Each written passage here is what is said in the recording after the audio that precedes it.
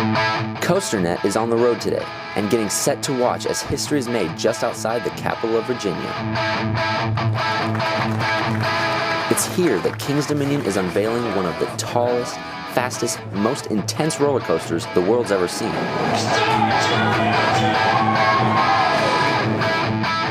Intimidator 305 was named after a legend in the world of race car driving, and the ride may very well become a legend of its own before the day's over.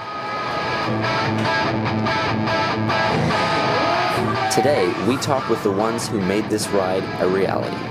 They've combined the features of two top-ranked coasters into one, while merging the excitement of race car driving with the most technologically advanced roller coaster engineering on the planet. They've taken a $25 million chance and taken a concept from dreams to screams. Please sit upright, holding tightly to the grab bar, as indicated by the operators.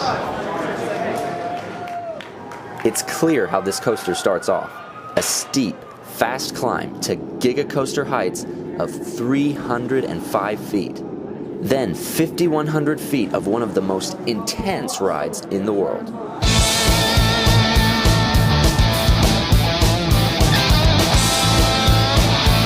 But how exactly does an idea like Intimidator 305 come about?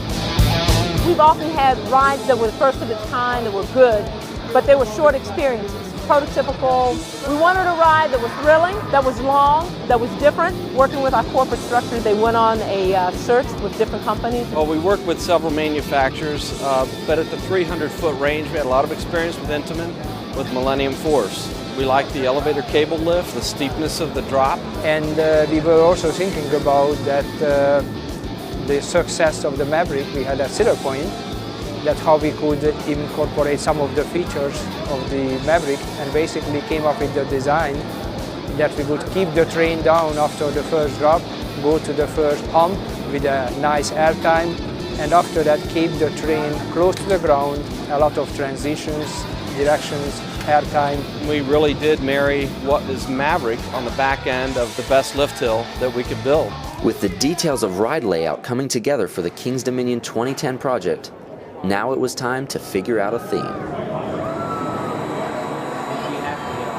We really wanted something that was going to say what it was, and of course we came up with, someone came up with the name the Intimidator, and then under looking for the rights to it, well, we found out that the Earnhardt company has that. And so we contacted them to see if they wanted to have a joint venture. They called us and said, hey, we're looking at doing some pretty extreme roller coasters, and I'd like to use Dale Earnhardt's tag name or his nickname, the Intimidator. I grew up in the Michigan area, Detroit, used to go to Cedar Point all the time as a kid. So I knew Cedar Fair and certainly the Cedar Point guys. So I said, yeah, let's take a look at this. And they presented the plans and we're like, wow, this could really be something special. And so it's a relationship that's been going on now for about a year and a half. I love roller coasters, so I thought it was going to be great to be opportunity to be affiliated with one. I heard about this and it was just like, how are they going to do this? How are they going to make it intimidating? Because I ride roller coasters and they're not intimidating for me, they're just a lot of fun. We told them they would not be disappointed. It would really be an intimidating ride. It would represent their company well. To deliver on Cedar Fair's promises, construction crews had to work around the clock despite freezing temperatures and record snowfall in the winter of 2009 to 10. We had a good start. I think we had a really good plan and a great team. But when you get 18 inches of snowfall at a time, that then melts and turns into a mud pit. It was tough to move the equipment around.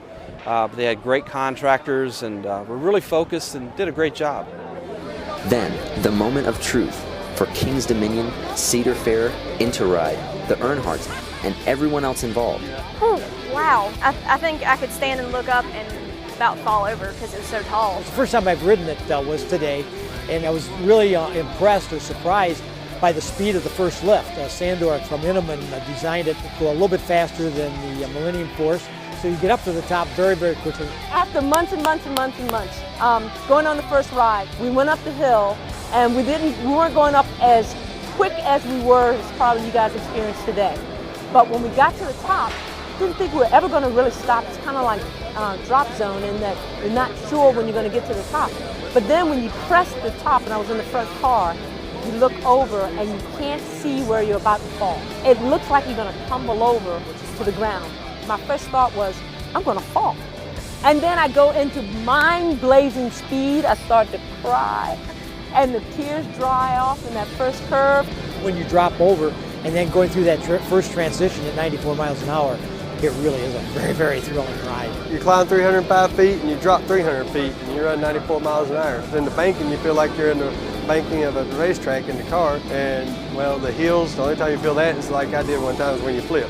I just couldn't, believe. I mean, I knew it would never give up, but it just looks like it just doesn't lose its speed. When you think about a roller coaster, it has to coast at some part, and it really doesn't. It just flies. All those transitions and the speed to come through, staying low to the ground. But was the ride truly intimidating for Taylor?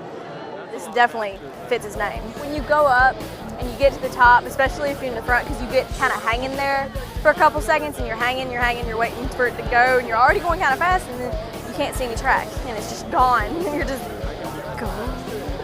Oh, it's scary. It feels like you're falling. Like I'm leaning on. I'm not even sitting in the chair anymore. I'm just leaning on the rest. You got to ride the front. You hang there for a second. Coming into the park this morning, I mean, you look at the coaster, it looks big, and you're like, yeah, it looks kind of cool. But I tell you, after I got off of it, holy crap! And what was going on in my mind is a different word than the one I just used. But I'm trying to keep it, at least PG-13. You have to ride the coaster. It is incredible. I've driven race cars and I've been on a number of roller coasters. I have never been on a coaster like this one. It was pretty fantastic. I got to tell you, the first ride was the absolute best. Well, I was louder than that scream, I promise.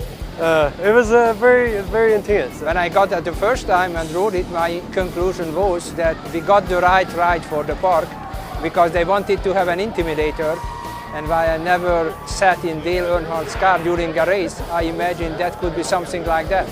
Action from the beginning until you finish. If you're at all a roller coaster fan, you got to put this on your bucket list because it's a must-do. Despite the ride's intense, memorable nature, the most lasting impact of its grand opening may not even be the ride itself, but the ones it benefited. It's just a great opportunity to bring the awareness for the Dale Earnhardt Foundation and what our dad was about, which is children education, wildlife, and land conservation. So this is a great opportunity. We've partnered with a few other charities that are able to benefit from this also, and all the proceeds that we've collected from the ride went to 4 charities total. And that's been huge for us, and it was always huge for Dad to give back and to put a smile on people's faces, and that was something that was really important to him, and this definitely does that. It does it when you ride it, and it does it with the giving back to the charities.